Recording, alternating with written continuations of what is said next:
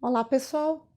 Hoje eu vou falar sobre as características linguísticas e pré-linguísticas que pode estar presente em bebês com uma suspeita de apraxia de fala na infância, ou crianças que ainda não são verbais, que chegam até o consultório.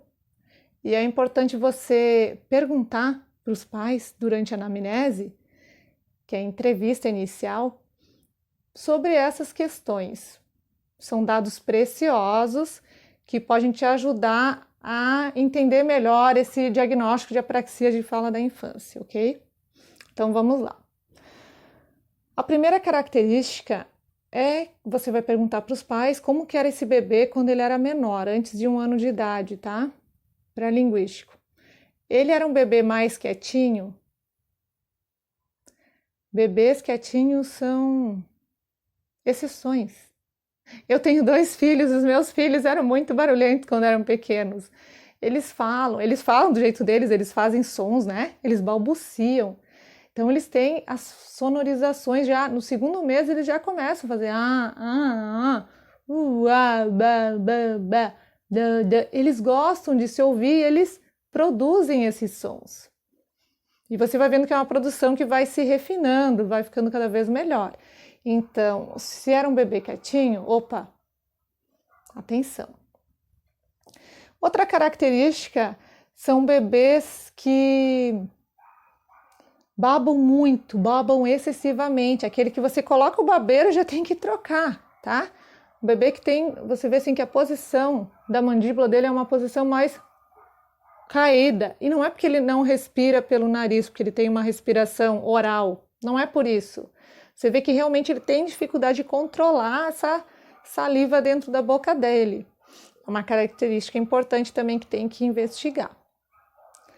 Outra característica são aquelas crianças que tiveram dificuldade já na sucção, na pega do peito. Como que foi essa amamentação, mãe? Conta pra mim. Então você pergunta, né? Ele foi amamentado no peito? Sim ou não? Por quê? Isso sem julgamentos, ok? Não é para ficar julgando a mãe se ela amamentou ou não amamentou, se ela deu mamadeira ou não deu. Você vai perguntar como que foi o processo, o que aconteceu, se foi o caso de não amamentar, por que não amamentou. Ele se engasgava muito, ele não conseguia sugar, ele não conseguia ter força para sugar, ele não coordenava. Então, tudo isso são dados importantes.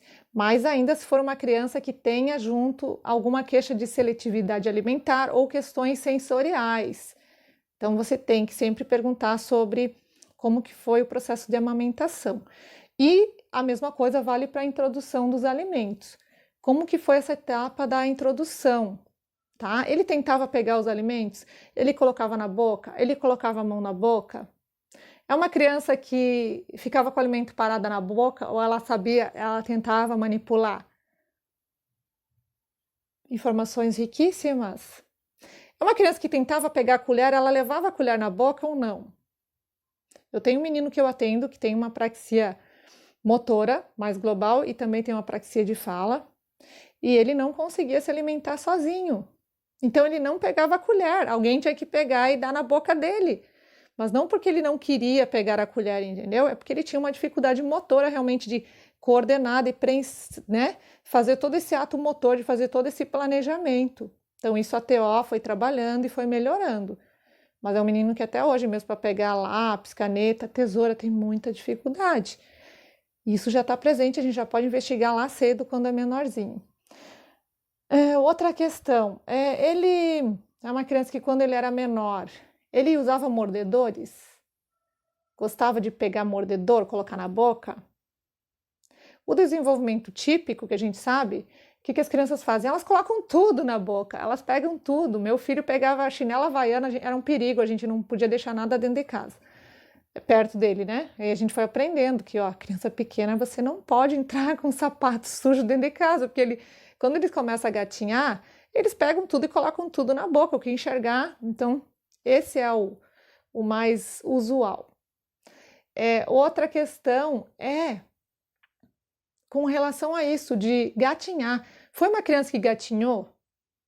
Como que foi esse engatinhar dele? pergunta para o pai. Ai, não lembro. Então, procura um videozinho, né? Esse é o lado bom da tecnologia. A maioria dos pais tem registrado, tá lá publicado no Facebook, no Instagram.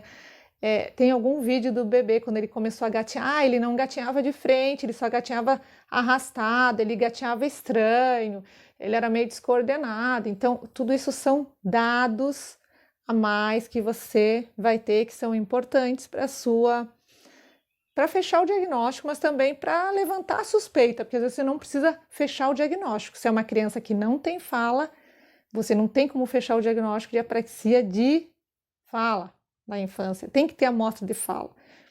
Mas você pode supor, você pode, talvez seja. Então, se talvez seja, eu vou entrar já com uma terapia diagnóstica. Vou entrar com uma terapia direcionada e isso vai me ajudar a vir esses sons, vai ajudar essa criança a se organizar, planejar ali e trazer os sons. Espero que vocês tenham gostado e que seja útil, ok? Em breve teremos protocolos, tem muitos estudos, tem vários estudiosos, vários fonoaudiólogos que estão com a mão na massa, tá quase saindo ali. Então acompanhe aqui no canal, quando eu souber dessas novidades eu vou postar e vou compartilhar com vocês. Que o meu compromisso é compartilhar conhecimento de qualidade e com embasamento científico. Um abraço, até a próxima, tchau!